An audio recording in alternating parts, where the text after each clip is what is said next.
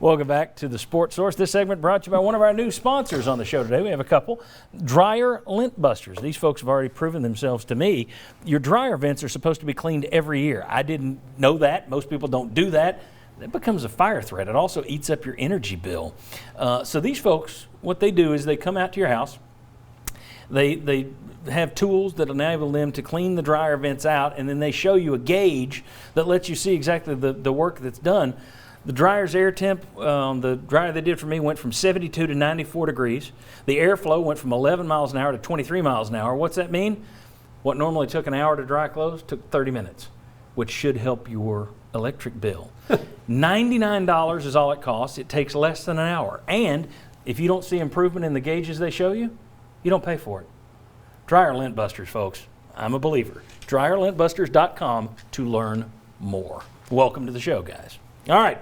It's our Beat the House segment. The Chucky C-Note Casino is open once again. He has never lost this segment, except last year we did have a tie.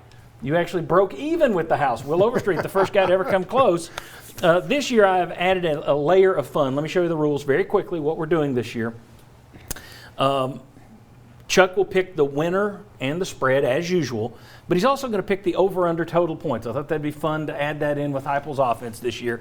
Panelists can now wager either $100 versus the spread, or if they think that's too close to call, they can hedge their bets a little bit and wager $50 on the total points line, the over-unders. You can go one or the other. And then after week 5, this is the David Ubben rule. First 5 weeks, you have to only pick 100. You only bet 100 or 50. Then I'll let you bet whatever you want after that. Ubben a few years ago nuked himself in like 2 weeks. So I'm not allowing anybody to nuke themselves that early. So let's go. Chuck, over at the casino, we heard you talk about some of your Yes. research in the last segment. So who's going to win this game and what's the spread? Well, I tell you what, this I think in a lot of services, there's nothing I've seen that's out yet. I think this is a really close as far as nationally, the way they look at this. I think both teams are borderline top 50. I'm going to go ahead and give Pitt a slight edge as the favorite just based on the fact I think they're further along in their program than Tennessee is in it. I'm going to make the spread at 3.5, and I'm going to do a maybe conservative total at 58.5. Okay, 58.5. That's what it was versus Bowling Green, and I never should have bet the over. All right.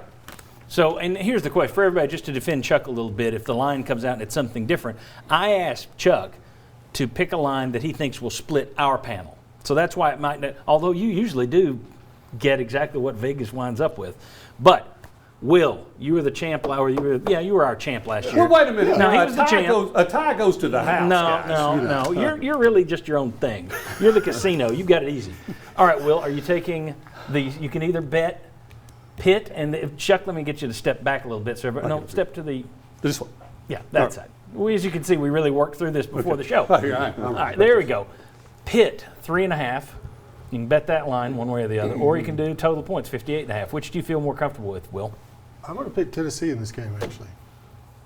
Picking the Vols. How about that? Willie Raincloud. For how much? Yeah, $100. That's $100, right? Yeah, everybody's starting with $500, but right now it's $100. So Will take the Vols 3.5 plus 3.5. How about that? Okay. Jimmy. Tennessee. Getting 3.5. Yes. Okay, how about this? I'm a little surprised. Said run game. Bob Hodge. Wow, if Chuck would have favored Tennessee by half a point, I was picking Pitt. The 3.5 scares me, but not enough. Pitt. Okay. And everybody's betting 100. I'll take Pitt as well. I took Pitt before the season. I took UT to finish 5-7. If they beat Pitt, I'm going to adjust my my projections and everything else. This is a prove-it game. Huge game for Tennessee. So Will and Jimmy, I'm a little thrown by this. Both take the Volunteers at plus 3.5. Bob and I take Pitt minus 3.5. Chuck, your assignment is to split the panel. You split the panel. And what I'm going to do is we'll get in touch with Sterling and Daniel and Josh and get their picks as well, so we're keeping up with this all year. I'm a little disappointed nobody went with the over-under. I thought this game would be tight enough that somebody would play it. I don't know. Right now, you don't know what you're going to get from either one of these offenses. So I think, Exactly. I think, That's- I think it's a little yeah. bit. I think it's hard to pick the over/under right now. I'd have gone over on Tennessee Bowling Green, and look how that turned Yeah, out. I did. So Yeah, I'm- but you're I'm not a comfortable. career-long field goal by, the Bowling Green player, or Tennessee could have covered. You're a drop pass here or there. The plays were there for the game to go over. It just didn't happen. Well, no, for Tennessee to cover, to go over, they were what, 10 points short of going over?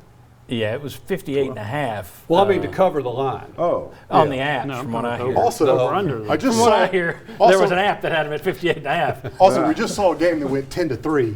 Yeah. Right. Yeah. So something's going on. So this year I'm a Okay. little bit like, let's pause down Here's on another everything. too. The tackling is better. Yes. I think COVID created an issue where there were tons of missed tackles last year. I think defenses are better. See you next week.